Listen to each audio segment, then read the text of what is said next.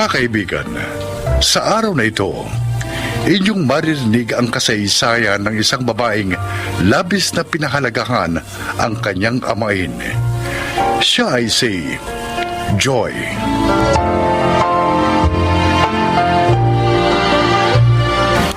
Years old ako nang maiwan ni Mama sa pangangalaga ni Papa Julio. Ang totoo, stepfather ko lang siya. Ngunit, naging napakabuti niya para sa akin.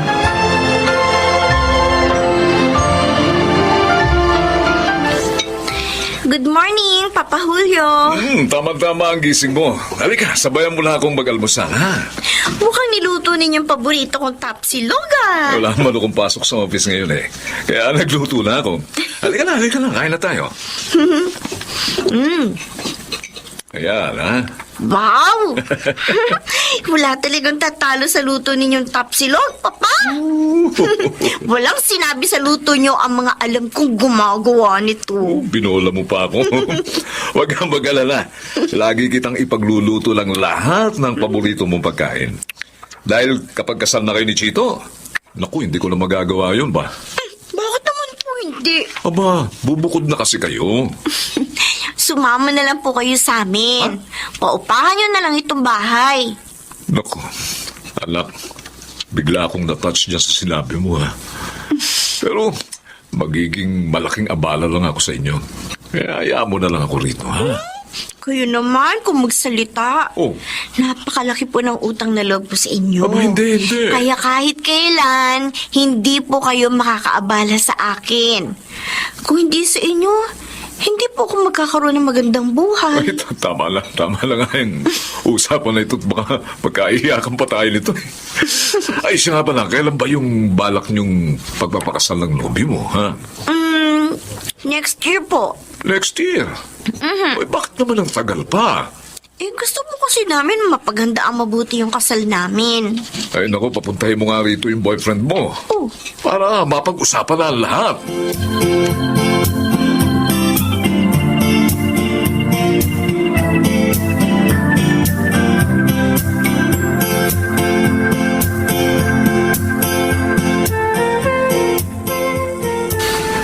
Ay, salamat sa mga dala mong pagkain, ha, Chito. Okay lang po yan, Tito Julio. Para po hindi na kayo mapagod pang maghanda. Ay, siya nga pala. Nasabi sa akin ni Joy na next year, balak nyo nagpakasal. Totoo po yan. Uy, ba't naman next year pa? Bakit hindi 3 or 4 months from now? Po, okay lang po yun sa inyo. Mapaaga yung kasal namin. Oo naman. Ay, mabuti nga yun eh. Makikita ko pa mga apo ko, di ba? Akala ko kasi... Tututol ako, ganun. Ay, naku, Chito, iho. Nasa hustong gulang na kayo ni Joy, ha? May mga magagandang trabaho. At ilang taon na rin ang inyong relasyon. So, wala nang dahilan pa para tumutol ako. Isa pa, gusto ko lang mailagay na sa ayos si Joy. Narito po yung in-order ninyong dessert natin. Alok! Oo nga pala, may in-order nga pala akong dessert. Ako, saan ko pala ilagay yung pitaka ko? Opa, bakit po? Hindi ko makita yung wallet ko eh. Nasa ref pa. Doon yung inilapag kanina. Ano ba naman ah? Doon ko nga pala nailagay kanina. Naku, maiwan ko muna kahit baka mag-yelo yun, ha? Sige po. Medyo makakalimutin na rin si Tito Julio, no? Parang si Daddy. Si Tito Rex naman 70 na eh. Si Papa Julio 60 pa lang. Ay, ano nga pala yung napag-usapan ninyo?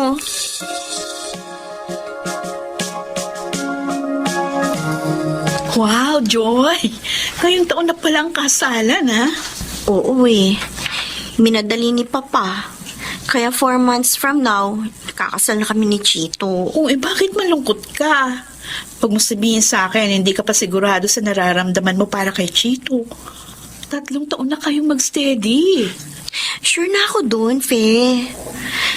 Nalulungkot lang ako kasi para bang ayaw na akong makasama ni Papa. Dahil parang pinagtutulakan niya na akong mag-asawa. Baka naman excited lang na magkaroon ng apong papa mo, kaya nagmamadali. Yun lang kaya ang dahilan. Baka kasi, nababagot na siyang kasama ako. Tingin ko naman hindi. Mahal na mahal ka ni Mang Julio. Pakiramdam ko, talagang gusto niya lang magkaapo na. Kaya huwag mo nang problemahin yun.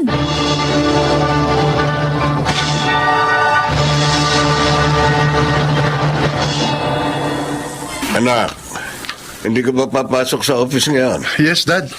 Oh, bakit? Masama ba pakiramdam mo? No, Dad. Marami kaming aasikasuhin ni Joy ngayon for our wedding. Akala ko yung masama ang pakiramdam mo. Mahirap din pala itong mabilisan ng kasal, Daddy. Kasi dapat mabilis din ang paghahandang gagawin. Ibang klase si Balaeng Julio eh. Gustong gusto na magkaroon ng apo. Kaya minamadali na kayong pakasal. Paano nga pala pagkasal na kayo? Saan kayo titira? Gusto ko ni Tito na bumukod kami Oh. para daw matuto kaming tumayo sa sarili naming mga paa. Tama naman yun, anak. At hinahangaan ko ang prinsipyo ni Balaeng Julio. Hindi siya overprotective sa anak. Maswerte ka sa magiging biyanan mo ba?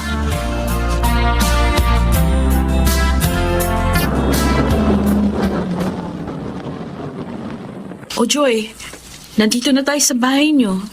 Ay, salamat. Nakakapagpahinga din ako.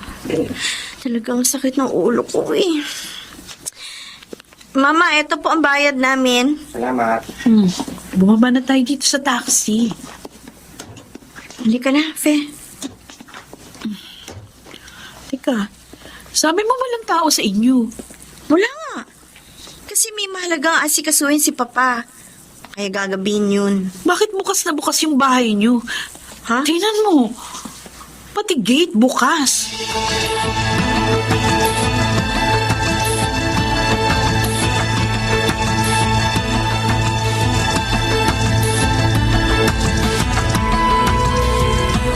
Naku po, naiiwan ko palang bukas ang bahay. Lumayan. Opo, Papa. Ay, naku. Salamat na lang at hindi tayo napagnakawan. Nagmadali na kasi ko kanina. Hindi ko napansin na hindi ko pala naisara itong bahay. Ano ba naman? Pa, Oh, kung kumuha kaya ulit tayo ng katulong, Ha? para may tumitingin dito sa bahay pag wala tayo. sa bagay tama ka. Oo nga. Mabuti pa nga. Nung may makasama ako kapag kinasal ka na.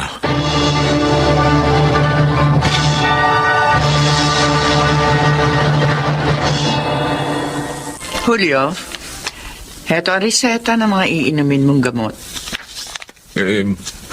Mapababagal kaya nito yung epekto ng sakit ko. Well, makakatulong ito.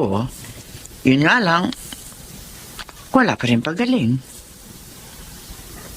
Kaya nga, minadali ko ang kasal ni na Joy at Chito. Dahil ayokong maabala pa si Joy sa pag-aalaga sa akin kapag malala na ako. Hanggang ngayon ba? Hindi pa rin niya alam? Sinisikap kong itago sa kanya. Ay, pero bakit? Anak na ang turing mo sa kanya, di ba? At sa iyo siya lumaki. Tama ka. Kaya ayoko lang pahirapan pa siya eh. Doktora Silvia, gusto kong matupad ang pangako ko sa mama ni Joy. Na ilalagay ko siya sa ayos. Pero hindi mo maaaring itago sa kanya ng habang buhay ang kalagayan mo. Pues, sasabihin ko rin naman.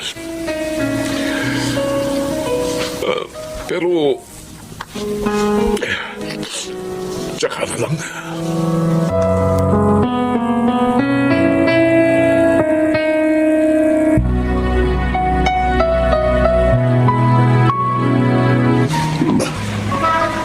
Si Balaeng Julio yung naglalakad patungo rito. Bakit siya napunta sa lugar na to? Saka, bakit siya naglalakad? Nasaan ang kotse niya? Ay, takat matawag ko nga. Balae! Oy, Balayang Julio! oy, Balaing Rex! O, ikaw pala. Ay, saan ang punta mo? Ay, uuwi na. Uuwi na ako. Oo. Ay, hindi naman dito ang daan patungo sa inyo, ah. Malayo ito sa inyo. Tsaka, bakit ka naglalakad? Nasaan ang kotse mo? Kotse? Balay eh. Teka, bakit balay? Nakarnap ba ang sasakyan mo? Na, Balay, hindi ko alam. Ha? Hindi ko alam kung kotse. Nasaan? Oh.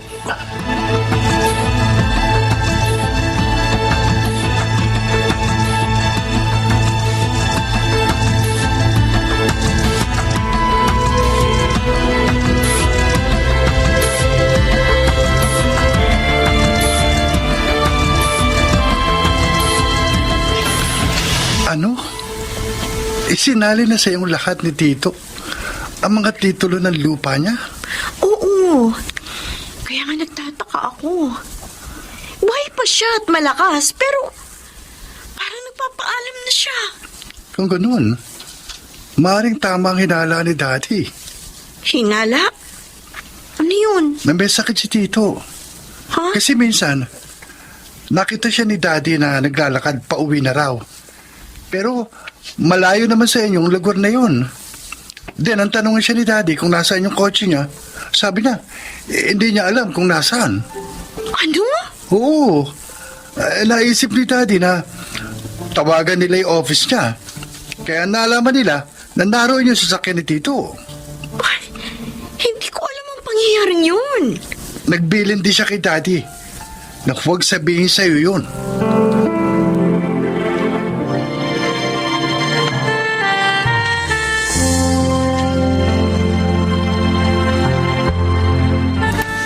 Julio, pinapunta ako rito ni Joy. Oh, bakit? Magpapatingin ba siya sa'yo? Ha? Kayo po ang patitingnan ko kay Tita Sylvia, Papa. Ano? Ako eh. Ako. Joy, anak, wala akong sakit. Hindi na po karaniwan ang nangyayari sa inyo. Maging ang kotse ninyo, naiiwan nyo na nang hindi nyo alam. Madalas nyo na rin makalimutan ng maraming bagay. Julio, sabihin mo na kasi sa kanya na hindi na siya naguguluhan pa. Kung ganun, talaga nga pala may sakit kayo, Papa?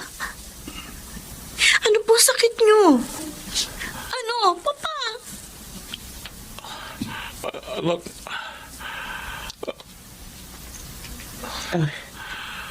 Alzheimer's disease. No. Hindi.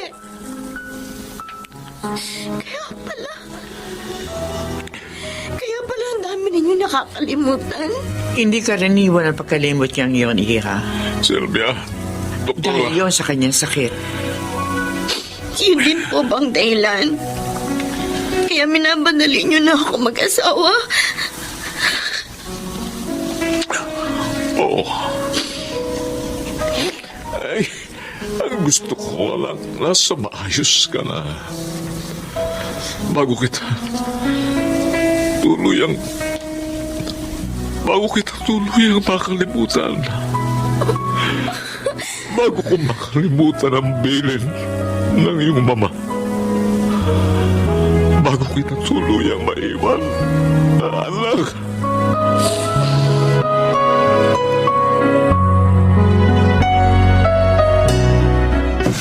Kawawa naman pala si Tito. Kaya lang, mahirap ang sakit na Alzheimer's disease. Nagiging alagain talaga. Kahit gaano pa kahirap, hindi ko pababayaan si Papa Julio. Oo, stepfather ko lang siya. Pero napakadakila niya, Chito. Hindi niya deserve ang walang lumigap. Anong ibig mo sabing napakadakila? Ipagtatapat ko na sa'yo ang lihim ng buhay ko. Biktima ng rape si Mama Ha? noong dalaga pa siya. At ako ang bunga noon. Oh my God. At si Papa Julio, na manliligaw ni Mama, siya ang sumagip kay Mama sa malaking kahihiyan. Kaya siya ang kinagisnan kong ama. Hindi ba? Napakadakila niya. Kahit wala na si Mama, hindi pa rin niya ako pinabayaan. At karapat-dapat lamang na ngayong nasa dapit hapon na siya ng kanyang buhay, ay samahan ko siya.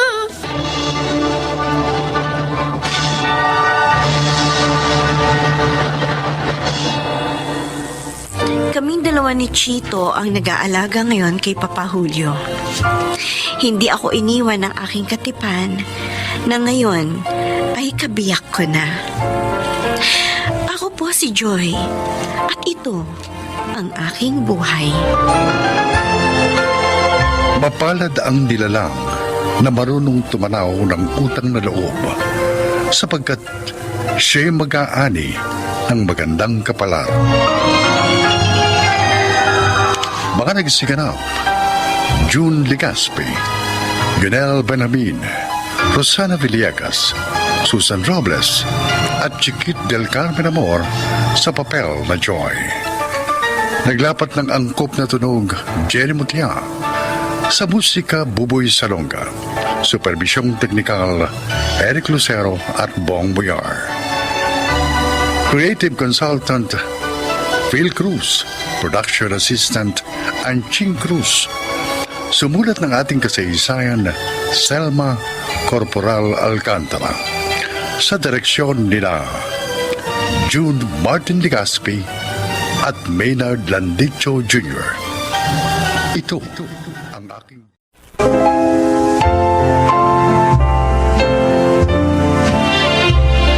Magandang araw po sa inyo mga kaibigan. Maririnig natin ngayon ang kwento ng buhay ng isang magsasaka at kung paano niya natutuhang makalin ang pangunahing hanap buhay ng mga Pilipino. Siya ay si Eric.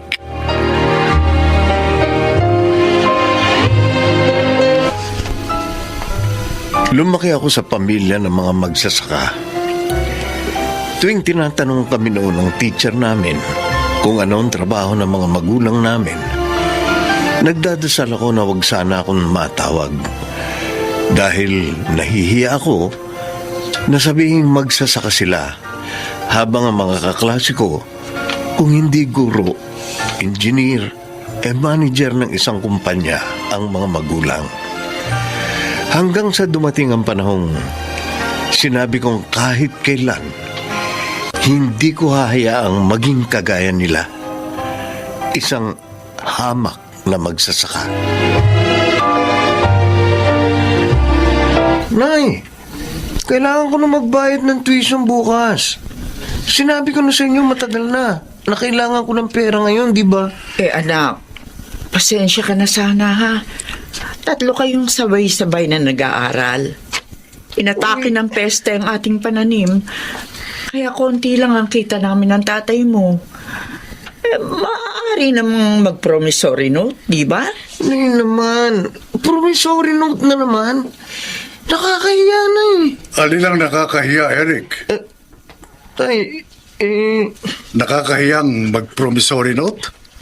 Bakit? Krimen ba ang gagawin mo? hindi nyo kasi naiintindihan eh. Uy, bakit mo kami pinagtataasan ng boses? Bakit ba magsasaka lang kayo? Magsasaka lang. Binabaliit mo ba ang hanap buhay natin? Hanap buhay nyo. Dahil hindi ako papayag na maging magsasaka lang ako. Maghahanap ako ng maayos na trabaho para hindi ako maging kagaya nyo. Eric! Oo, Eric! wag na. Hayaan mo na.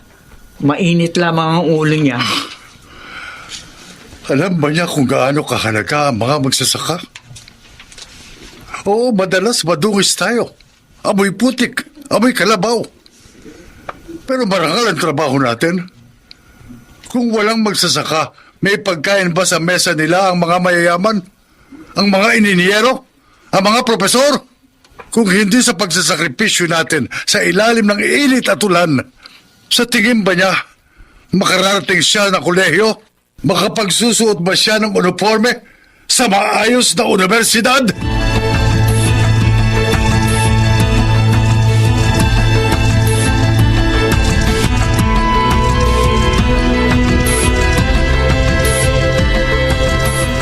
Eric, sigurado ka na ba sa desisyon mo na sa Maynila magtrabaho?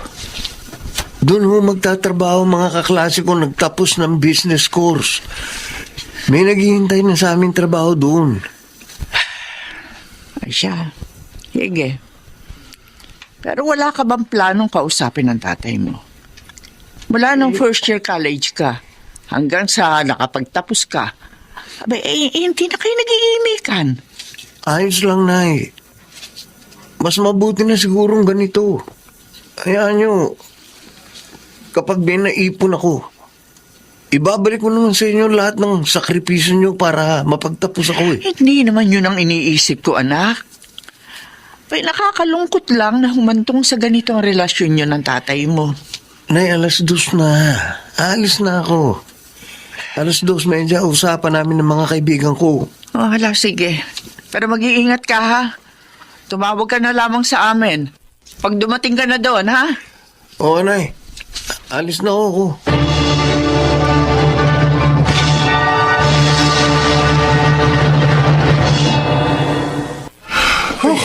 Ang init. Oo nga, ang taas ng sikat kagad ng araw. Alas 10 pa lang. Oh, eto. Ayan. Uminom muna kayo ng tubig. Salamat po, Aling Piling, ho. Sabi ko naman kasi sa inyo na kapag ganitong alas 10 na, sumilong ka na muna kasi masyado nang mataas ang sikat ng araw. Abay, ilang araw na mataas ang BP mo. Uy, kasi tinapos namin ito yung pag-aararo. Oo nga po. Habang hindi pa ho tag-ulan. Kasi mapupuno na lang tubig yung palayan. Isa pa, kailangan magdoble kahit tayo. Graduating ngayon ang bunso natin. Kita kaya naman natin, di ba? Si Mia tumutulong naman kahit papaano. Mababa lang naman kasi ang sweldo niya dyan sa munisipyo eh. Siya nga pala si Eric. Hindi man lamang ba tumatawag sa inyo? Ay, hindi.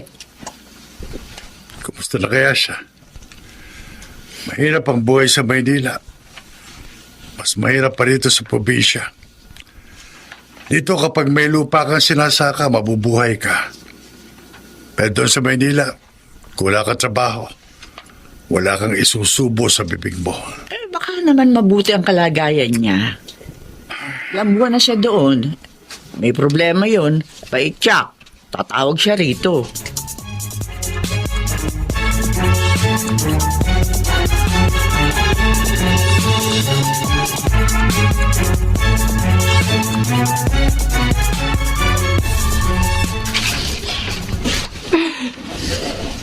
Nakikiramay ho ako. Salamat. Ang saya-saya pa niyo kahapon. At nakagraduate na raw po ang bunso ninyo. Dinala ko siya sa ospital para magpa-check up. Dahil nga masakit daw yung dibdib niya. Eh, hindi ko naman alam na babalik siyang nasa kabahong na. Kaya nga. Bigla na lamang siya inatake sa puso. Ay, naku. Nay, Sino yun? Si Eric. Si Eric. Oh, Diyos ko. Eric! Nay, Eric, ikaw nga! Anak! Nay. Ano nangyari kay tatay? Wala na ang tatay mo. Wala na ang tatay mo, Eric. Iniwan niyo na tayo.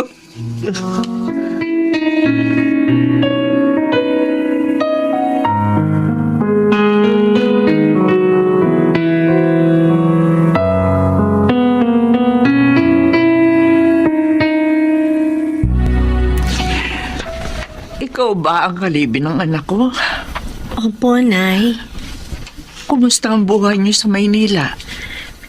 Po, Mula nang umalis dito sa Eric. Siguro, 3 beses lamang siyang tumawag. Napakadalang niya rin mag-text sa mga kapatid niya. Minsan, kumusta lang, pagkatapos wala na. pasensya na po kayo. Ako na pong humihingi ng paumanhin. Marahil ayaw na pong iparating sa inyo ni Eric ang totoong kalagayan niya para hindi na kayo mag-alala. Ha? Bakit? Anong nangyari? Natanggal po kasi siya sa trabaho dahil may nakaaway siya. Sakto naman pong buntis ako noon kay Sofia sa panganay namin. Naghanap siya ng trabaho pero wala po siya makuha. Kaya naisipan na lang niyang sinubukan niya na lang na sumama sa mga nangangalakal ng basura. Oh, Diyos ko. Hindi ko po alam kung bakit parang ang malas-malas niya sa trabaho. Iniisip ko nga po na baka dahil sa akin. Siguro kung hindi niya ako nakilala at hindi siya nagkaroon ng maagang responsibilidad, baka mas maginhawa ang buhay niya.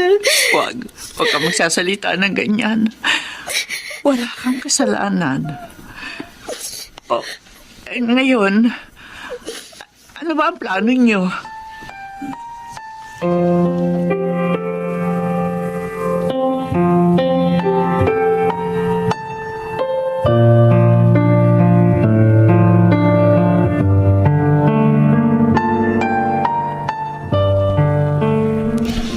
Sigurado ba kayo sa desisyon niyong bumalik sa Maynila? Oo, Nay.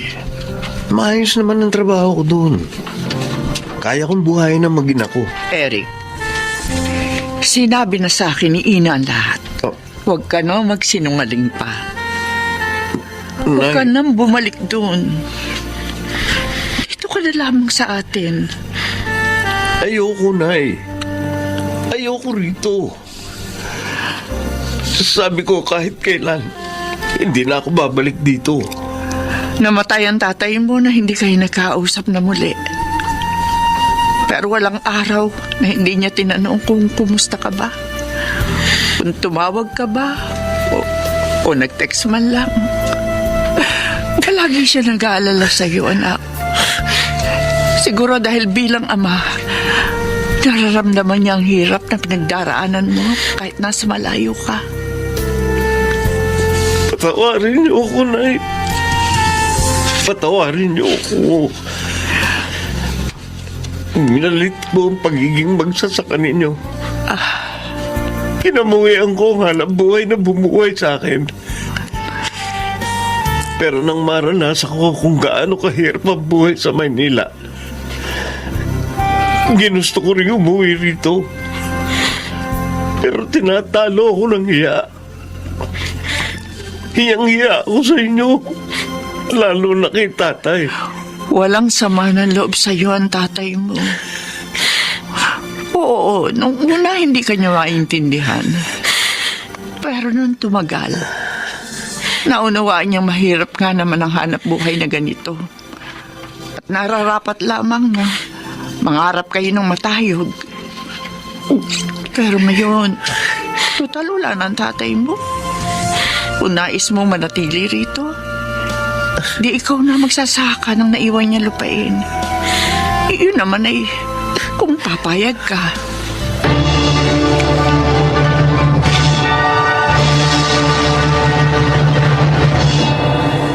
Good morning, Ma'am.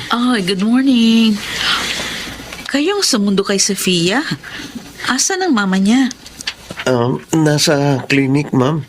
Sinamahan po yung nanay ko magpa-check up. Ganun ba? Sandali lang, sir, ha? Nasa CR lang si Sofia. Sige ho. Pasok muna kayo. Naku, wag na, Ma'am. Mabaho ako eh. Galing ako sa palayan. Tingnan nyo, maputik pa nga pa ako eh. Oo nga po, naikwento kanina ni Sofia sa akin. Ang alin po? Kasi po tinanong ko sila kung ano ang trabaho ng kanilang mga magulang. Ah, ganun po ba? Siya pa nga ang unang nagtaas ng kamay. Talaga ho? Oo, sabi niya, Ma'am, my father is a farmer. He always brings home vegetables and fruits for me. Sinabi niyo ho yun? Yes, sir. Oo. Naku, proud na proud sa inyong anak. Eh, sino ba naman ang hindi magiging proud sa isang marangal na hanap buhay?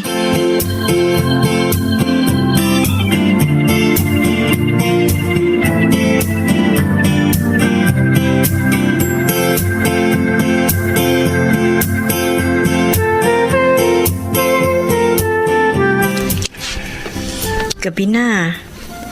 Bakit hindi ka pa natutulog? Sabi ng teacher ni Sofia kanina, proud na proud daw sa akin ang anak natin. At ikinuwento pa sa buong klase na isa akong magsasaka. Talaga? Oh, bakit ka umiiyak? Sana gaya na rin ako noon. Sana gaya ng anak natin. Naging proud din ako kay tatay. Sana naikwento ko rin sa mga kaklase ko na magsasaka si tatay. At kahit amoy kalabaw siyang umuwi, hindi niya hinahayaang magutom kami. Nagtitiyaga siya sa ilalim ng init o kaya minsan ng ulan para lang maitaguyod kami.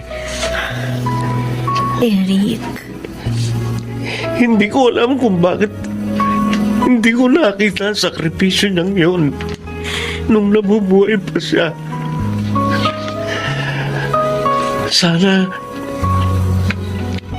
nasabi ko man lang sa kanyang proud ako sa kanya na masaya akong magsasaka ang tatay ko. Eric, hindi ka naman hinusgahan ng tatay mo, hindi ba?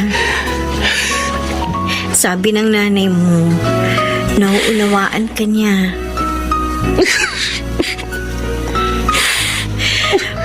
Mahal ka ng tatay mo. At alam ko, nasaan man siya ngayon, nakangiti siya. Dahil sa wakas, nauunawaan mo na ang lahat. Ngayon, alam mo nang walang masama sa pagiging isang magsasaka.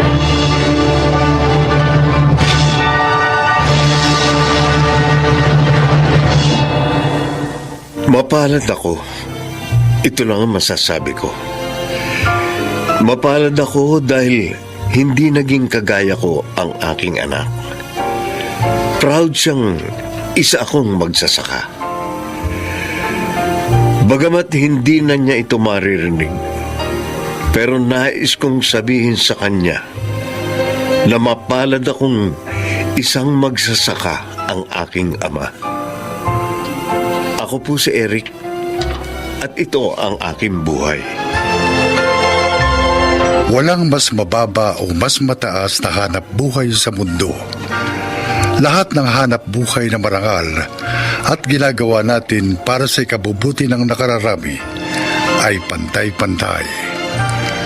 Mga nagsiganap: Susan Robles, Chiquit del Carmen Amor, June Martin Legaspi, Rosana Villegas at Lionel Benjamin sa papel na Eric.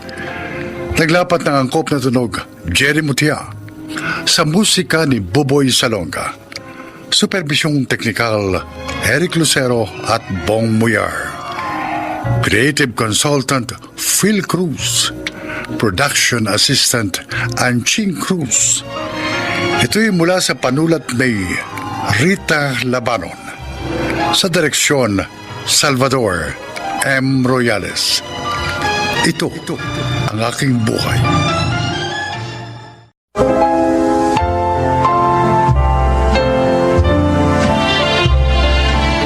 Magandang araw po mga giliw naming tagapakinig. Narito ang isang kasaysayan na kapupulutan nyo ng aral sa buhay. Ito ay ang kasaysayan ni Cutie.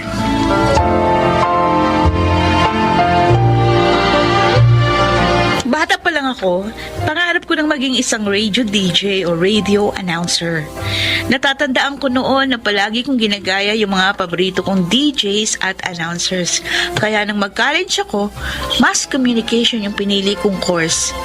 Hindi nagtagal, nakatapos din ako ng pag-aaral. At sinimulan ko agad ang aking pakikipagsapalaran para maabot ang aking pangarap. Good morning, everyone! Naku, ito na naman si Cutie. Hyper na naman. Pa, maganda lang kasi araw ko. You know, feel na feel ko ngayon na very, very nice ang araw ko ngayon. Lahat naman yata ng araw sa'yo. Very, very nice. Of course! Positive lang ako, no? And positivity can bring good luck and good fortune. Ano yan? Chinese proverbs? Teka. Confucius, is that you? O, eto na ang pagkain mo, oh. Thank you po, Ma. Tresha, masaya si Cutie ngayon. Kasi ngayon ang job interview niya sa radio station. Oh, nag-apply kasi ako bilang radio DJ. Wow! At nagulat ako nung magustuhan nila yung voice demo ko na pinasok ko sa kanila.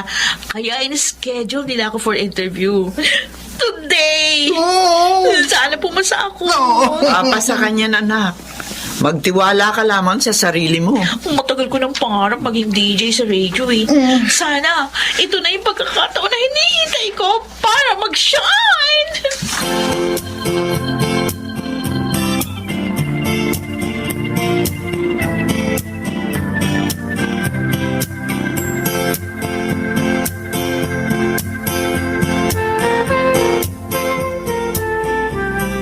After assessing your application for radio DJ, we want to let you know that we have chosen to move forward with a different candidate for the position. So, ibig sabihin, hindi po ako tanggap? Actually, we are impressed by your skills and accomplishments, and we think you could be a good fit for other future openings. And we'll reach out again if we find a good match. Okay, Okay. sige po. Maraming salamat na lang po ulit.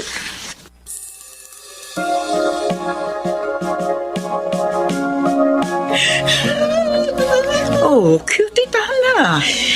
Huwag mo nang iyakan yun. Hindi pa naman huli ang lahat. Kaka-graduate mo pa lamang ng college. Tsaka huwag ka mang inayang doon. Marami pa namang radio stations ang pwede mong applyan. Ano ba mali sa akin? Sa pagkakaalam ko naman, nasagot ko naman ang maayos yung mga tanong sa interview. Maganda naman yung credentials ko. Pleasing personality naman ako. Bakit ganun, Ma? Anak, baka hindi lang para sa'yo yung trabahong yun. O malay natin, may mas maganda pa palang trabaho na kalaan para sa'yo. Abay, huwag kang sumuko, anak. Subok ka lang ng subok. At huwag kang magpa-apekto sakaling hindi ka man matanggap. Parte talaga yun ng isang job applicant. O basta, anak, ha? Palagi mo lang tatandaan na balang araw, maabot mo rin ang pangarap mo. Basta't magsumikap ka lang.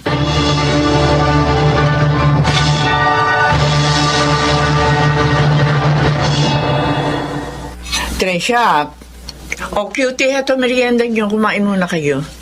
Thank you, Ma. Ano ba yung ginagawa mo?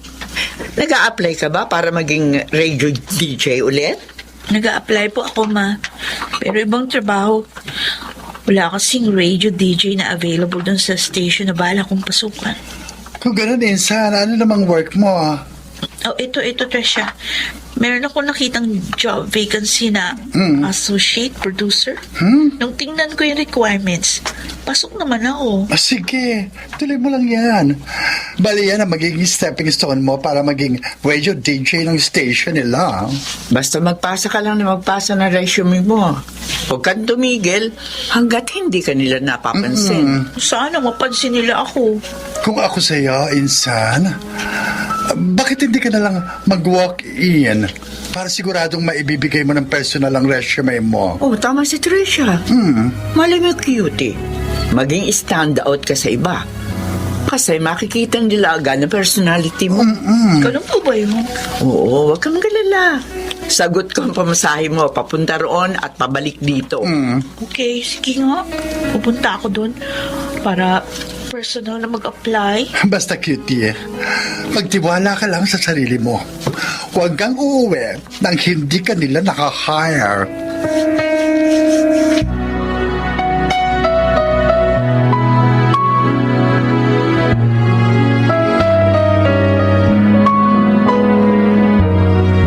Okay, Miss Cutie, that's all for now.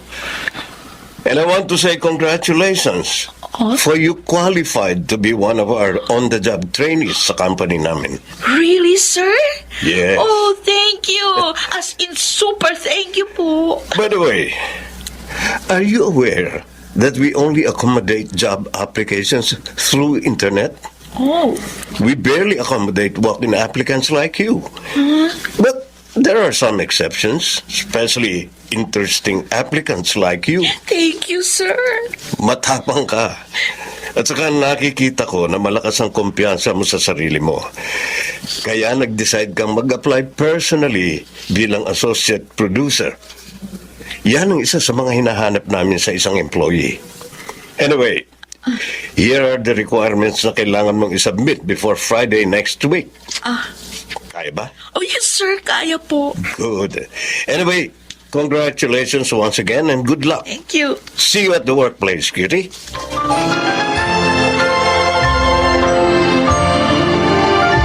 O anak, kumusta naman ang trabaho mo bilang associate producer?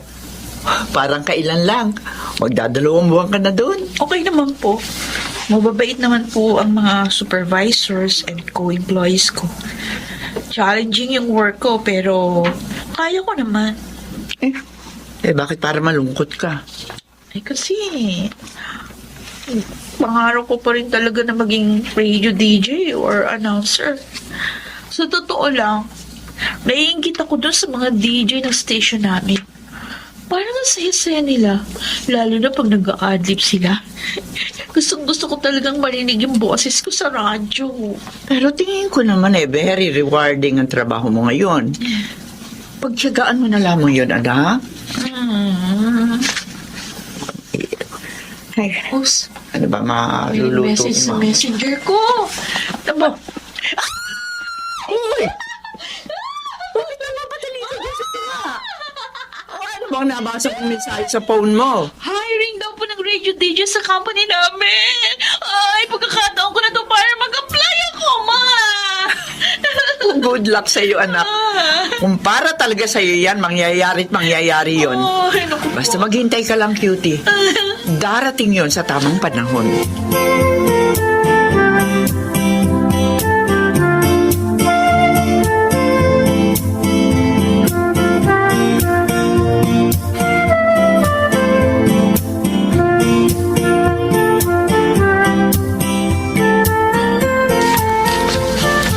After evaluating your credentials, your exams, interviews, and training, we're pleased to inform you that you passed all our hiring process. Meaning, we're now hiring you to become one of our jocks. Congratulations, Miss Cutie. Really, sir? Oh my gosh! Thank you. As in, super duper thank you talaga, sir. Now, the plan is the station will be introducing you as Kuracha Maharocha. Anyway, I'll give this application to my assistant, and then you can proceed now at the completion of the requirements like NBI clearance, Okay. TIN number, SS number, etc. Kailangang mapasa mo na lahat yan sa lalong madaling panahon Yes, sir. para makapagsimula ka na. Okay, sir. Good luck sa'yo, Miss Cutie. Huwag kayong mag-alala, sir. Ayusin ko na po agad ang mga requirements. Buong bayan, excited marinig na ang boses mo on air. Oh, Galingan mo. yes, sir. Thank you, sir. Sige po, aalis na ako.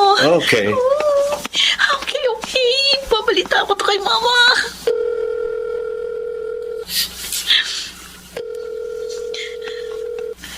Hello? Bakit? Ano balita? Tanggap na ako! Nagulat naman ako sa'yo, anak. Na ako atakihin sa puso.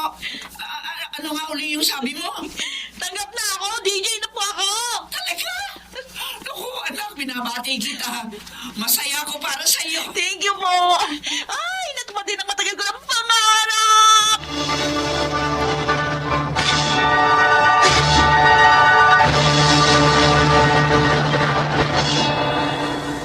Walang maglilipat at magbabalik maya-maya ang DJ na inyong kinababaliwan at inaabangan. Ako ang inyong super-duper cute na DJ, Coracha Maharocha! Oh, ano pa? Narinig niyo po ba? Oo naman, anak. Ako, ang galing mo. Proud na proud ako sa'yo. Thank you pa. Excuse me. Kaya lumalakas ang loob ko ngayon dahil sa inyo eh. Ay, nga pala. Hindi ba ako nakaka-istorbo sa'yo, anak? Nag-video call tayo habang on duty ka sa trabaho. Okay lang po yun. Pumapayag naman po yung producer namin. Salamat. Ay, mabalik tayo. Kumusta naman yung pagiging DJ mo? Masaya ka ba? Opo, masaya ako. Kasi naabot ko na rin ang pangarap ko. Ako, salamat. Masaya ako para sa'yo, anak. Pa, Ay, nga pala, may ipagtatapat ako sa'yo, anak. Uuwi na ako ng Pilipinas. talaga? Oo. Pero bakit kayo uwi agad? Hindi pa tapos yung kontrata nyo, di ba? Naku anak, na-diagnose ako na mayroon akong prostate cancer. Nalaman agad dito ng employer ko na nag-desisyon siyang pauwi na lang ako. Oo, anak, huwag ka umiyak. Isipin mo na lamang na magkakasama na tayong dalawa. Pati na mama mo. Huwag ka mag-alala. Alam kong gagaling ako sa sakit ko. Hindi ako pumabayaan ng Diyos, anak. Okay, sige po pa. Hihintayin ko kayo ha. Palagi ko kayo ipagdadasal na sana'y gumaling kayo sa inyong sakit.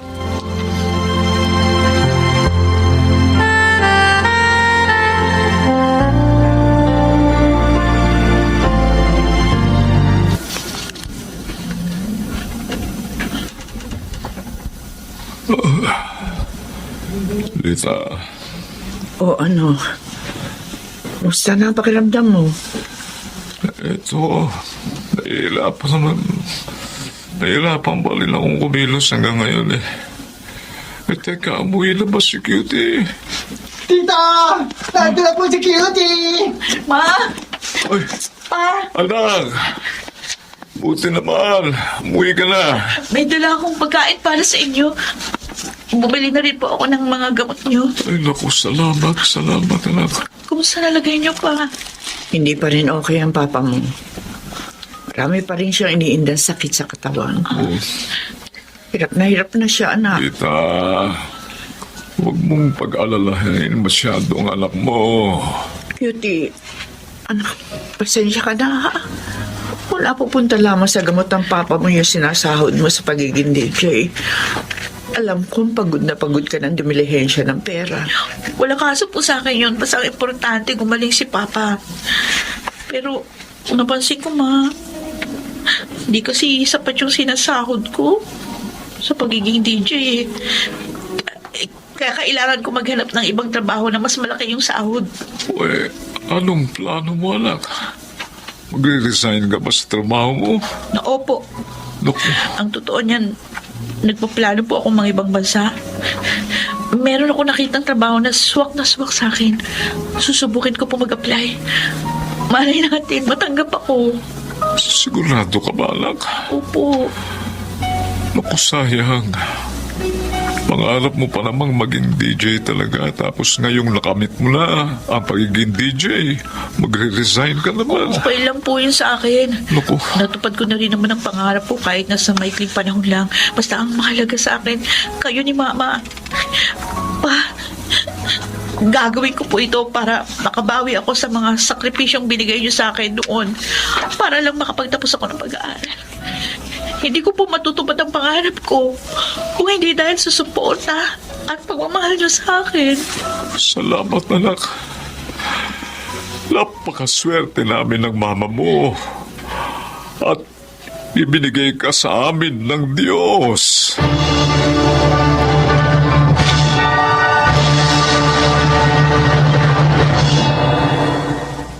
Nag-resign ako sa pagiging radio DJ at nag-abroad ako para magtrabaho. Sa ngayon, dito na ako nakabase sa Singapore. Nag-work sa isang TV station. At sa pagsisikap ko, nabibili ko na yung mga mamahaling gamot ni Papa, kaya unti-unting bumuti ang kanyang lagay. Tinulungan ko rin si Mama na magtayo ng sarili niyang negosyo. At eto nga, maganda na pala takbo nito. Nagpapasalamat na rin ako sa Diyos dahil sa umaapaw na biyayang binibigay niya sa aming pamilya. Hindi man ako isang radio DJ ngayon, pero masayang-masaya na ako sa takbo ng aking buhay. Masasabi kong nalampasan ko pa ang aking pangarap. At yun ay ang makatulong ako ng malaki sa aking pamilya. Ako si Cutie. Ito ang aking buhay. Lahat tayo ay nabubuhay para sa ating mga pangarap. At karamihan sa atin ay nagsusumikap at nagpupursige para makamit ito para sa ating sarili at sa ating pamilya. At kung nahihirapan kang abutin ito, huwag ka pa rin sumuko. Laban lang. Tandaan na sa una lang mahirap. Pero kapag nakamit mo na ang tagumpay, napakasarap nito sa pakiramdam. Mga nagsiganap: Susan Robles, Bobby Cruz, Phil Cruz, Jonel Benamin, June Martin Legaspi at Rosana Villegas sa papel na Cutie. Naglapat ng angkop na tunog Jenny Mutia. Sa musika ni Buboy Salonga, supervisyong teknikal Bong Muyar at Eric Lucero. Creative Consultant Phil Cruz. Production Assistant Anching Cruz. Ito'y mula sa panulat ni Chris Nasenga. Sa direksyon, Salvador M. Royales. Ito ang aking buhay.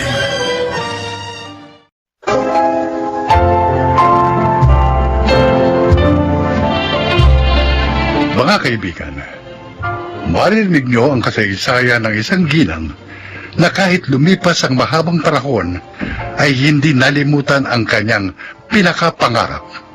Siya ay si Celeste.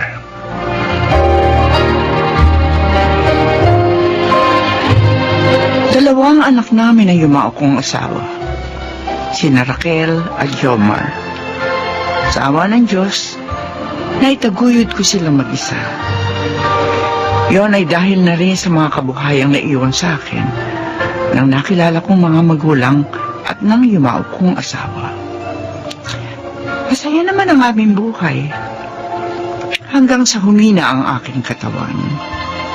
Kaya naipasya namin na bumili ng bahay sa probinsya.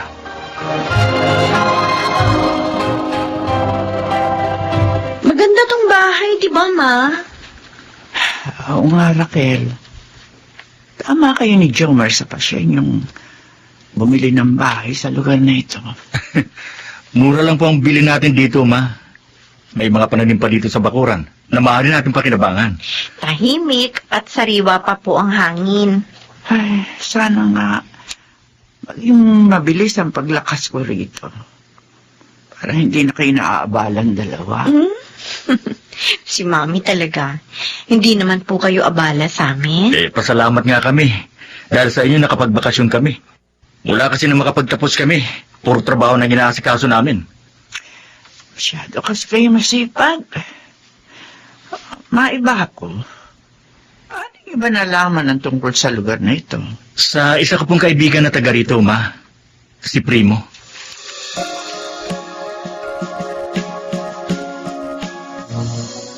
Lolo Julio, naibaba ko na pong lahat ng mga pinamili niyo.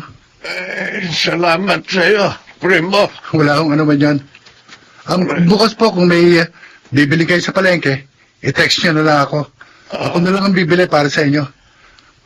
Pagalingin niyo muna yung pasahan niyo dahil sa pagkakadulas niyo.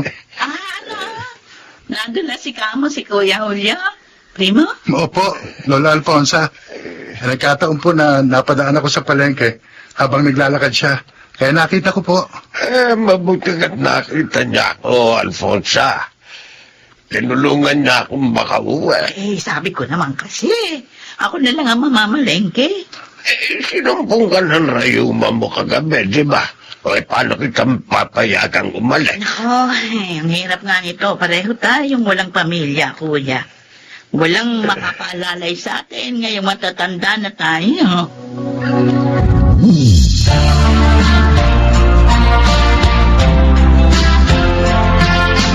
Jomar, tinawagan mo na ba yung kaibigan mo? Oo, Ate Raquel. Kagabi pa. Tinext mo nga rin bago ko tinawagan para hindi niya makalimutan. O bakit wala pa? Magandang mag-beach habang hindi pa masyadong mainit. Excited ka na masyado ah. Hintayin na lang natin. Parating na yun. Baka may inaasikaso lang kaya na late.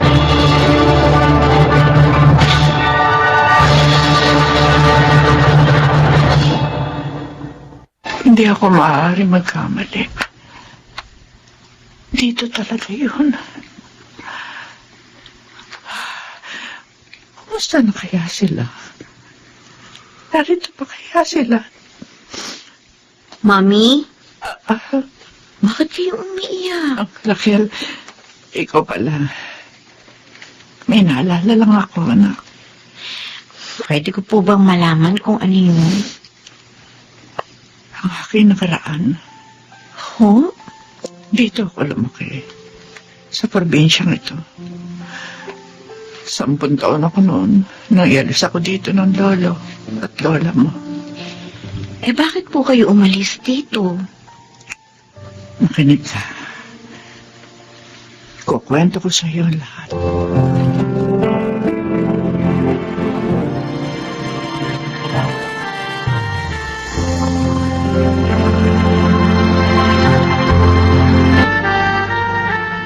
Okay, Jomar. Marami na kayong buko. Naipitas ko na rin kayo ng mga papaya. Salamat, primo.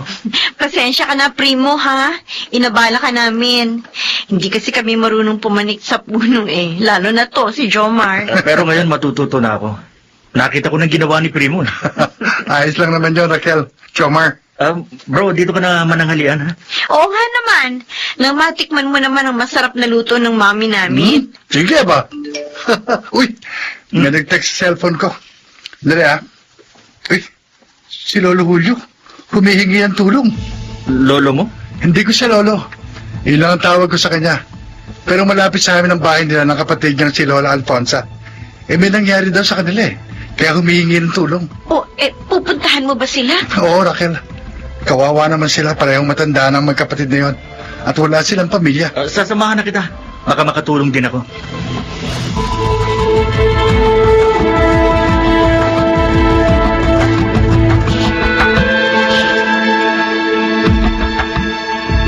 Napainom na po namin ang gamot si Lola Alfonsa. Salamat, primo. Buti na lang at dumating kayo agad. Wala na kasi kaming gamot niya. Hindi ko siya naibili dahil wala na akong pera. Marami na pong gamot ngayon ng kapatid niyo. Mahal pala yun, Lolo. Oo, kaya nga hindi ako makabili ng marami.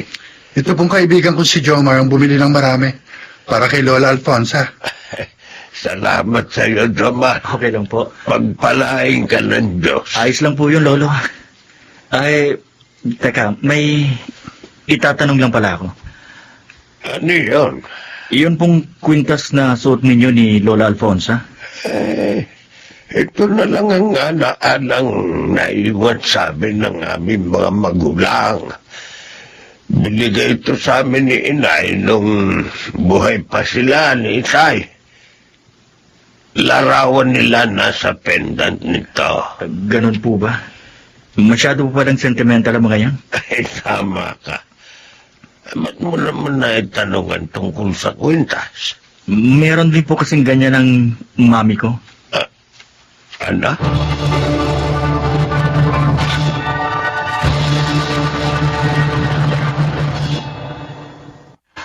Totoo ba yung sinasabi mo, Jomar? Opo, mami. Kapareho talaga ng kwintas ninyo. Ang suot ni na Lolo Julio at Lola Alfonsa. Sabi pa nga nila, picture na ng parents nila ang nasa pendant ng kwintas. Diyos ko. Mami, sabi niyo sa akin, Julio at Alfonsa ang pangalan ng mga kapatid niyong napawalay sa inyo. Oo, anak. Kapatid? Di ba wala naman kayong kapatid, Mami? Jomar, ampun lang ako ng kinagisnan niyo lolo at lola.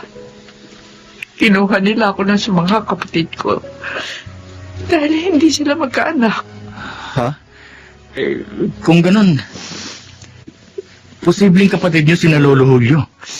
Sa mga information na sinabi mo, malamang na sila na nga ang mga kapatid ni Mami. Ang mga kapatid ko.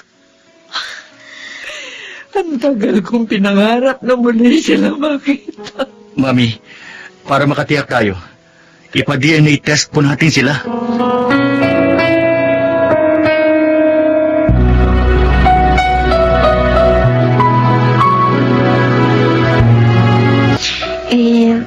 Iyon ho sana ang gusto namin, Lolo Julio, Lola Alfonsa. Sana po pumayag kayo. Kung para sa ikalilinaw ng lahat, pumapayag kami. Salamat po. Pero ako, malakas ang kutob ko. Si Celeste na ay mami niyo, ang napawalay naming bunsong kapatid. Ang kapatid ko, sabik na akong makita siya. Ganun din ako, Alfonsa. Kaya lang nagalit siya sa atin noon dahil ipinaampun natin siya.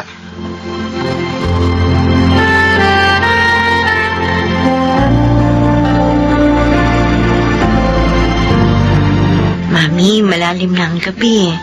Matulog na kayo. Maaga pa ang lakad natin bukas. Hindi na ako makapaghintay, anak. Gusto ko na mag-umaga. Sabik na akong malaman ang resulta ng DNA test. Excited na nga rin po ako, Mami. Pag nagkataon, magkakaroon na kami ng tita at tito ni Jomar. Pero, alam nyo, nag-aalala po si Lolo Julio. Bakit? Nagalit daw ho kayo sa kanila. Lalo na sa kanya, noong ipaampun nila kayo.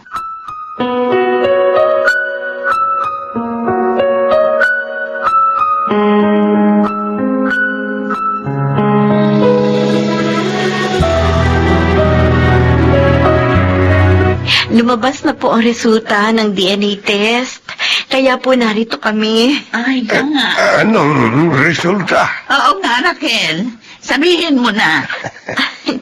Mami, lumapit na po kayo dito.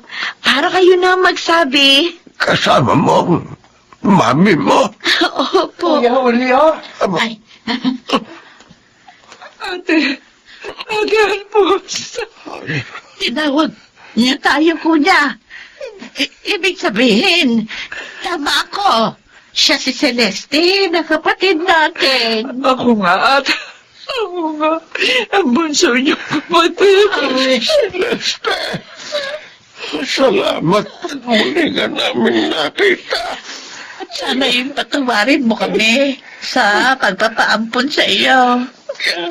Ginawa namin yon para huwag kang madamay sa hirap namin.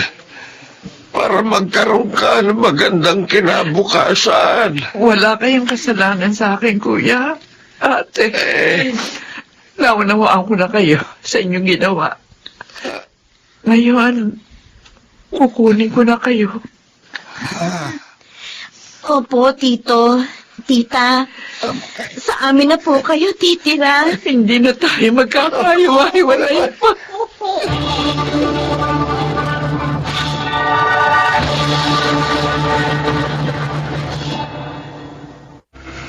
Nagpapasalamat ako sa Diyos.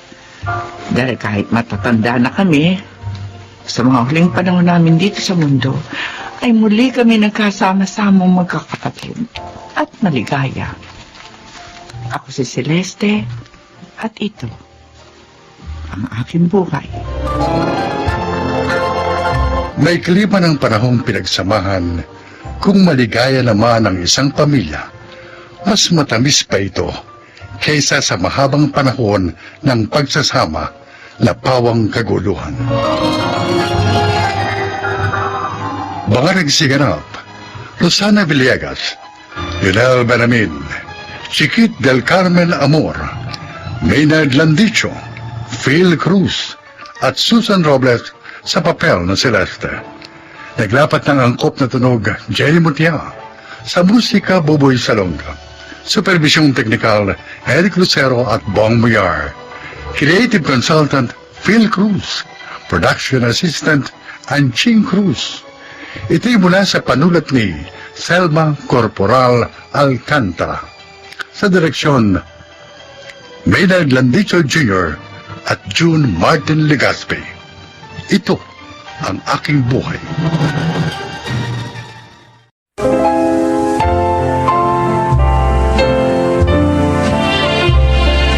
Mga kaibigan, isa na namang kasaysayan ang kapupulutan nyo ng aral sa buhay ang inyong maririnig. Ito ay ang kwento ni James. Sa kulang high school, pero tagalinis lang ng sasakyan ang naging trabaho ko. 17 years old pa lang ako noon, pero naging ama na ako. At dahil ayaw sa akin ng pamilya ni Nancy, nakitira kami sa aking mga magulang.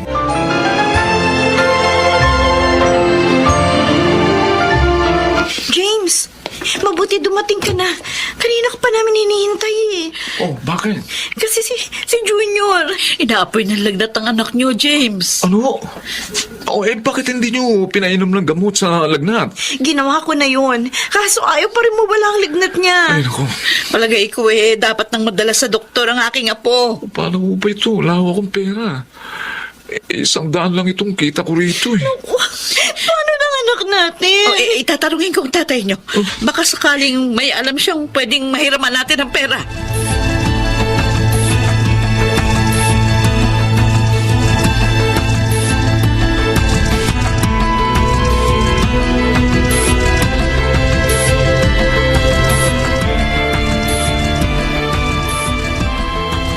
Nagkasakit pala apo ko.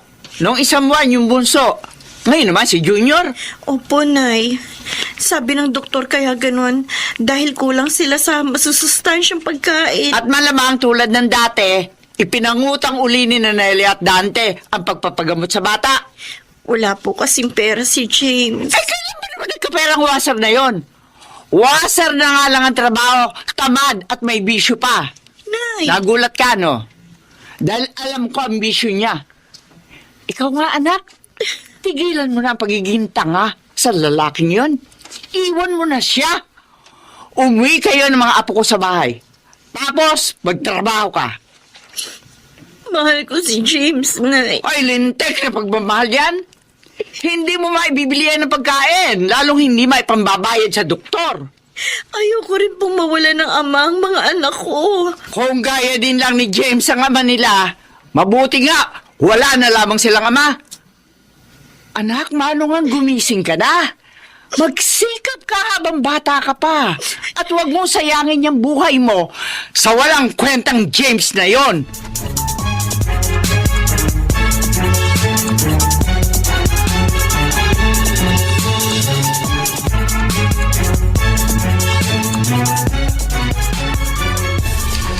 Ano? Gusto mo maging runner ako ni Bonjo? Oh, James naman!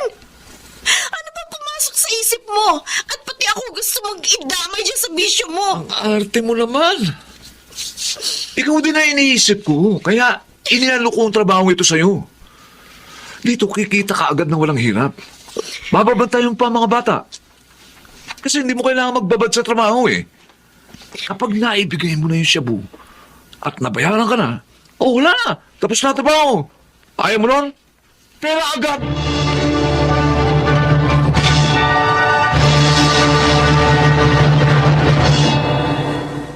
Pero ba yung kinagagalit nyo? Buti nga kumikita na lang maayos si Nancy. Gago. Bakit niyo ko sinuntok? Dahil baluktot ang katuwiran mo. Hindi mo dapat biniyo ang asawa mo sa ganong masamang trabaho. Ikaw ang dapat magtrabaho.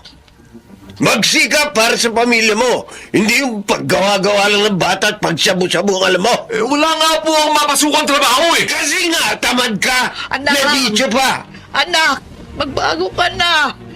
Iwan mo ng bisyong yan. Habang hindi pa huli ang lahat. Puro kayong pintas! Alis na lang kami rito! Parang hindi nyo na kami mapakailangan! Bumalik ka rito. Oy, James! Hindi pa tayo tapos! Naku, ano bang dapat natin gawin para magbago ng batang yon? Ano?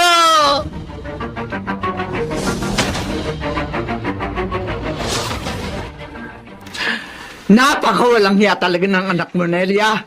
Binuyo na nga niya ang anak ko sa masamang trabaho. Inalayo pa sa atin. Malaing Tonya. Masakit din sa loob namin ni Dante ang ginagawa ni James sa kanyang pamilya. Pero ayaw talaga niyang makinig. Ay, sana pag natokhang siya, huwag mapasama anak ko. Huwag ka naman magsalita ng ganyan, Malaing Tonya. Dahil pag nagkataon, kahit patay na si James, hindi ko pa rin siya mapapatawad.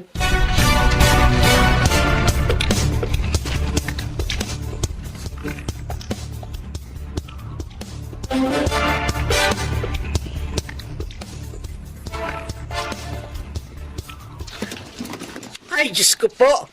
Ano ka ba naman, Dante? Nakakagulat ka naman kung magbukas ng pinto. May masamang nangyari sa manugang natin, Nelia. Bakit? Ano nangyari kay Nancy? Hinuli ng mga pulis sa ako nagbebenta ng sabo.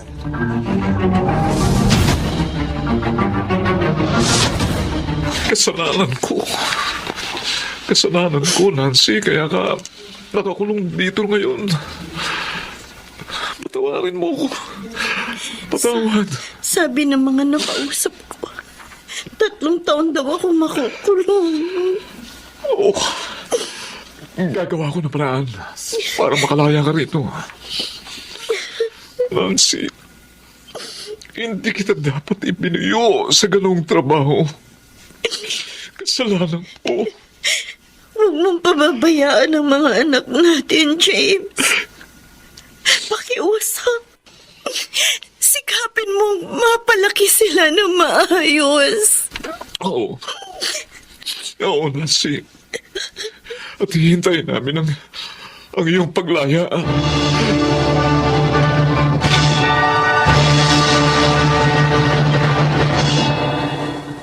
Abay, wala pala rito ang mga anak mo, James. Mang Martin, iniuwi ko muna sila sa mga magulang ko. Hindi ko po sila maalagaan dahil naglilinis po ako ng mga sasakyan. Nag-aaral pa rin po akong mag-welding. Aba, maganda yan. Sa pinapasukan ko, nangangailangan ng mga welder. Maaari kitang maipasok doon kung gusto mo. Talaga po, Mang Martin? Oo. Sa loob ng halos 1 taon, nakita ko naman talagang nagbago ka na. At iniwan mo na yung droga. Totoo po.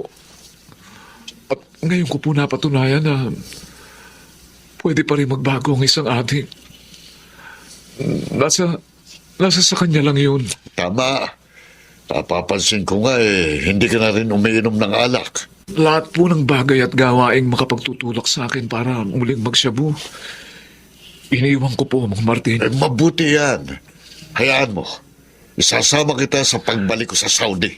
Look, maraming salamat po, Mang Martino. Napakalaking tulong sa amin ang gagawin po ninyo. Hindi ko po sasayangin ang tulong ninyo. Pangako po yan.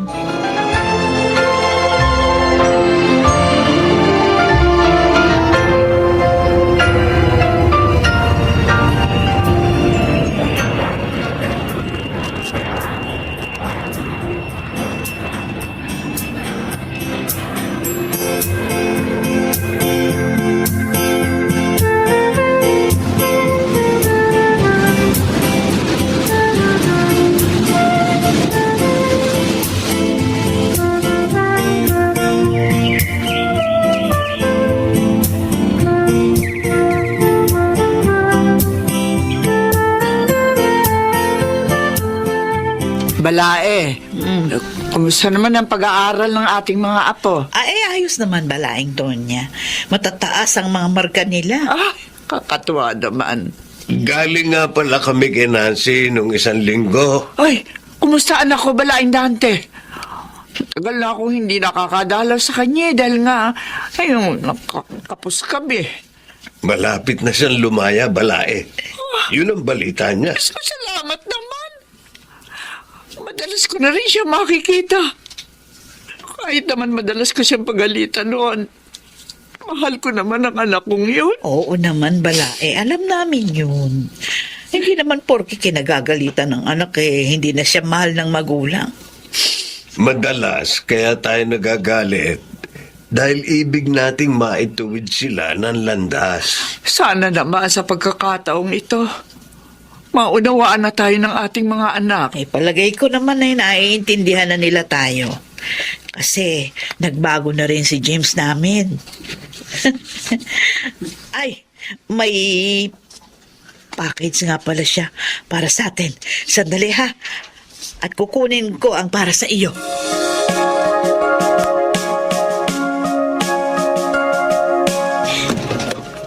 Nanay Nelia! Nancy! Oh, narito ka na. Ibig sabihin, malaya ka na. Opo, Nanay Nelia. Oh. Hindi na po ako nagpasundo sa inyo para masurpresa kayong lahat. O si James, alam niya ba ito? Nasa abroad pa rin kasi siya. Naisulat ko po sa kanya ang ukol dito. Ay, mabuti naman. Alay ka sa loob na ko. Matutuwa ang mga anak mo kapag nakita ka. Sabik na rin po ako mayakap sila. Ay, Dante! Dante! Tawagin mo yung mga apo natin. Naririto na si Nancy. Malaya na siya!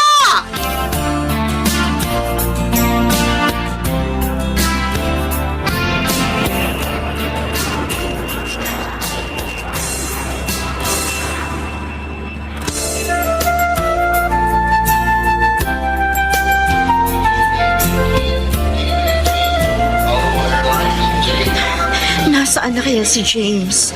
Bakit hindi ko siya makita? Nancy, narito ako. Si James! Ayun ang asawa ko! James! Nancy! James! Kita rin tayo ulit. Oo, pagtapos ng 4 na taon, ngayon magkakasama na ulit tayo. Hindi ako makapaniwala. Para ako nananaginip. Magbabago na ang lahat sa buhay natin, mahal ko. Papawi ako sa mga pagkakasala ko sa iyo.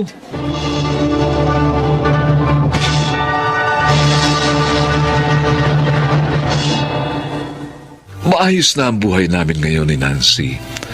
At sa awa ng Diyos, ay napag-aaral namin ang aming 2 anak. Patuloy pa rin ako sa pag-abroad para mapaghandaan naman ang pagka-college ng aming mga anak. Sana po, kinapulutan niyo ng aral ang aking inilahad. Ako po si James. At ito ang aking buhay. Kung magiging malambot lamang ang puso ng bawat tao at paiiralin ng tama, mababawasan ang suliranin ng lipunan. Mga nagsiganap, Chiquit del Carmen Amor, Rosana Villegas, Jonel Benamin, Susan Robles, Phil Cruz at June Martin Legaspi sa papel na James. Naglapat ng angkop na tunog Jerry Mutiang, sa musika Buboy Salonga, superbisyong teknikal Eric Lucero at Bong Muyar, creative consultant Phil Cruz, production assistant Anching Cruz. Ito'y mula sa panulat ni Selma Corporal Alcantara, sa direksyon Salvador M. Reales. Ito ang aking buhay.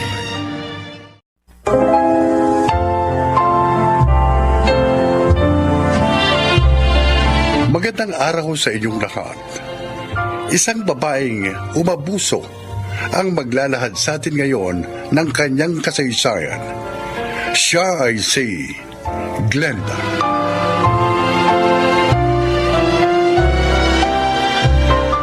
May kaya sa buhay sina Chito at dahil masipag naman kaming dalawa, lalong guminhawa ang buhay namin nang ikasal kami. Nakakahiyamang sabihin, pero dahil doon, kaya nagbago kami. Masarap naman itong almusal, Glenda. Ba't nakasimangot ka? Si Neneng kasi, nakita ko, may isa na namang kapitbahay na binigyan ng tanim nating kamyas. Ha? Na naman? Oo, Teka, dati ba niyang ginagawa yun? oo nga. Ba't di mo siya ginawalan? Hindi niya dapat gawin yun. Lalo na't wala tayong permiso. Sinabihan ko na siya. Kaso nga, may binigyan na naman siya kanina. Ang katwiran niya, kaunti lang naman daw ang hiningi ng kalugar natin. Pangsigang lang daw. Ba, kahit na. Dapat magtanim sila ng may magamit sila. Hindi yung namimirwisyo sila ng iba. Yun din nga nasa isip ko. Alam mo, gusto ko nang paalasin si Neneng eh. Dahil matigas ang ulo. Palayas mo na. Madali naman makahanap ng kapalit niya. Kaya natin magbayad. Baka pag ako pang nakapagpalaya sa kanya, naku, baka masaktan ko pa yun eh.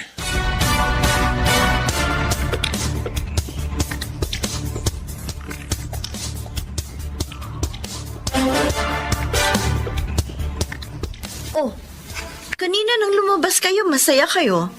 Pero nang pumasok na kayo dito, malungkot na kayo. May nangyari po ba sa labas, Nay? Oo nga kayo, Nay. Sumamba po ba ang pakiramdam ninyo? Hindi. Hindi, Rogelio, Regina. Nakita ko kasi si Neneng. Naawa ako sa kanya. Bakit ho? Ano po bang nangyari sa kanya? Pinalaya siya ng mag-asawang Glenda at Chito. Nagalit daw sa kanya yung mag-asawa dahil sa pagbibigay niya ng konting kamya sa isa nating kalugar. Dalawang yun talaga, oh. Sobra? Yumaman lang parang hindi na marunong makipagkapwa. Oo nga. Yung isa nga nating kapitbahay, inis sa kanila. Kung makapagsalita raw kasi, kala mo kung sino. Masyadong mataas ang tono. Kalahati nga lang ng sweldo ni Neneng ang ibinigay ng mag-asawa. Ay, ano ho? Eh bakit ganun? Eh yung kalahati raw, bayad ni Neneng sa mga pananim nilang ipinamigay niya.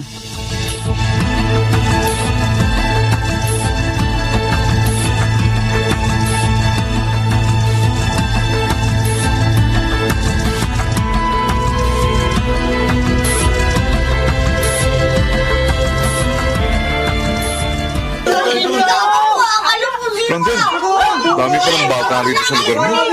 Oo, Chito. Masaya nga ang dalawang anak namin eh. Ha? Masaya sila? Dito? Nakakainis sa lugar na ito. Kasi ang kukulit ng mga bata, oh, ayan oh. Eh, yung ang isa, nasigawan ko pa kanina eh. O, bakit naman? Ayaw kasi lumayo sa kotse ko. Eh, baka mamaya kasi masagasaan pa sila. O kaya magasgasan nitong kotse ko, di ba? Oo. Eh, hindi naman mababayaan ng mga magulang nila. Ikaw talaga, Chito. Masyado kang high blood eh. Kulit eh. Lagi kang mapapaawa niyan. Huminahon ka lang.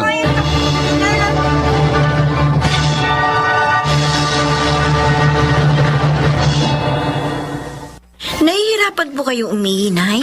Oo, anak eh. Kailan pa ho yan? Siguro mga 1 linggo na. Hindi ko nga lang pinansin. Naisip ko kasi baka mawala rin. Sasabihin ko po ito kay Rogelio para madala namin kayo sa doktor pagdating niya. Wag muna. Wag muna tayo magpunta sa doktor. Baka naman makuha to sa paglalaga ng dahon ng sambong. Sambong? Oo. May mga nagsabi sa akin. Maganda raw yon para makaihi ka ng maayos. Sige po. Sige, manghihingi po ako ng dahon ng sambong para mailaga natin. Pero pag hindi po nagbago yung pakiramdam nyo, dadalhin na namin kayo sa doktor.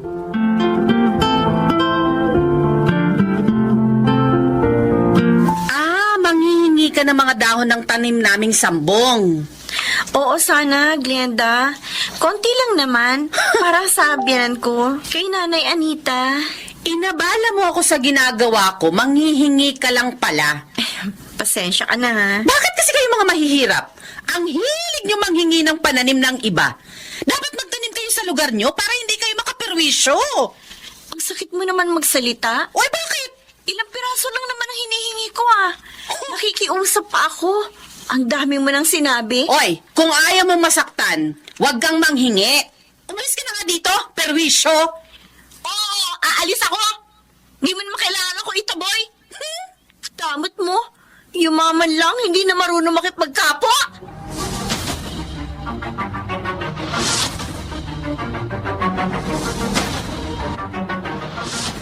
Oo, Chito, yun ang sinabi ng malditang Regina na yun. Gaga pala ang babaeng yun eh. Nakaperwisyo na nga, siya pa ang galit. At sasabihin pa niya, hindi tayo marunong makipagkapwa-tao. Aba. Eh siya itong masama ang bunganga. Ba't totoo ka talaga? Pupuntahan ko nga ang babaeng yun. Tuturuan ko siya ng leksyon.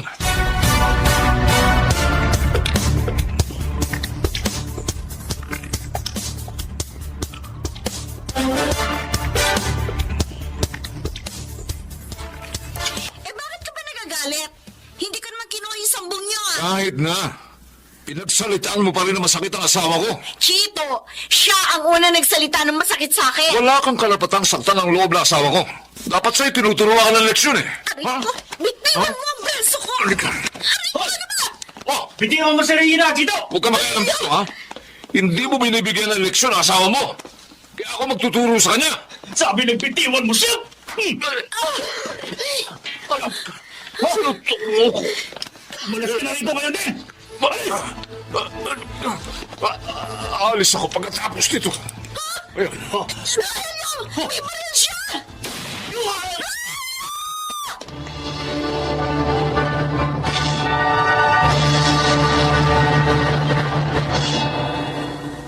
Ano nangyari, Chito? Bakit ganyan ang itsura mo? Napatay ko si Rogelio, Glenda. Bakit mo ginawa yun? Nagkialam kasi siya sa away namin ni Regina. Nagalit na ako kaya binaril ko siya. Kaso napuruhan ko. Hindi ka dapat makulong, Chito. Ayoko makulong ka. Ayaw talaga makulong, Glenda. Magtago ka.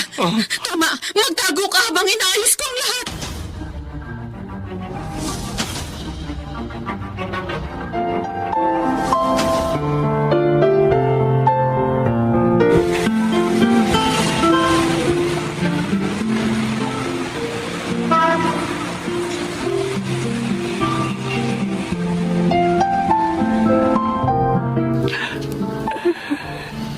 Inay, umiiyak na naman po kayo.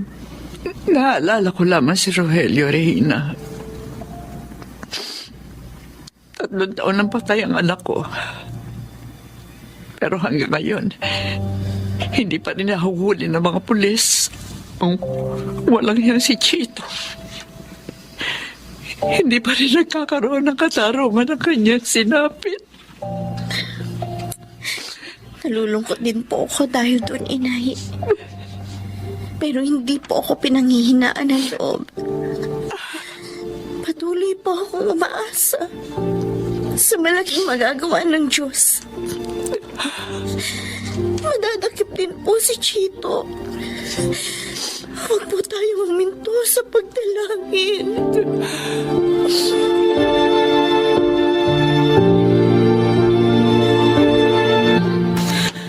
Kumusta ka na dito, Chito? Mas maayos ang buhay ko rito sa probinsya, Glenda. Nakalalabas ako at eto, nakalalanghap ng sariwang hangin. Pero mas pumayat ka pa yata kaysa sa dati. Oo nga eh. Siguro dahil nalulungkot ako. O ano, kumusta naman ang mga anak natin? Ayun, miss na miss ka na nila. Miss na miss ko na rin kayong lahat. Glenda, kung maibabalik ko nga lang ang panahon, hindi ko nagagawin ang ginawa ko kay Rogelio. Chito. Kaya lang, wala na. Nagawa ko na ang lahat. At si Regina, hanggang ngayon, ayaw pa rin nila ng areglo. Mr. Chito Rosales. Bakit ho? Mga polis kami. At dinarakip ka namin sa salang pagpatay. Kay Rogelio Makabayan. Hindi! Huwag niyo huliin ang asawa ko! Maawa kayo sa kanya!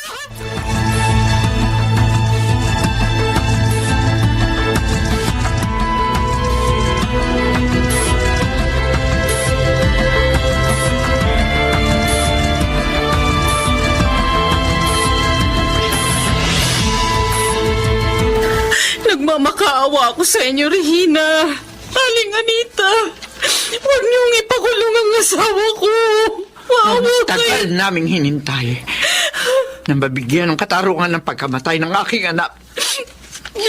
At ngayong narito na ang katarungan yun, gusto mo pa rin pigilin? Ayaw ko pong mawalan ng ama ang mga anak ko, Aling Anita. Kailangan namin si Chito. Kailangan din namin si Rogelio. Pero dahil sa kayabangan at pagiging matapobre ninyo, namatay siya. Wala kayong awa. Regina. Pinagtaguan pa ng asawa mo ang kanyang kasalanan. Salamat na lang. Hindi natutulog ang Diyos. Kaya ngayon, pagdurusahan na ng asawa mo ang kanyang kasalanan.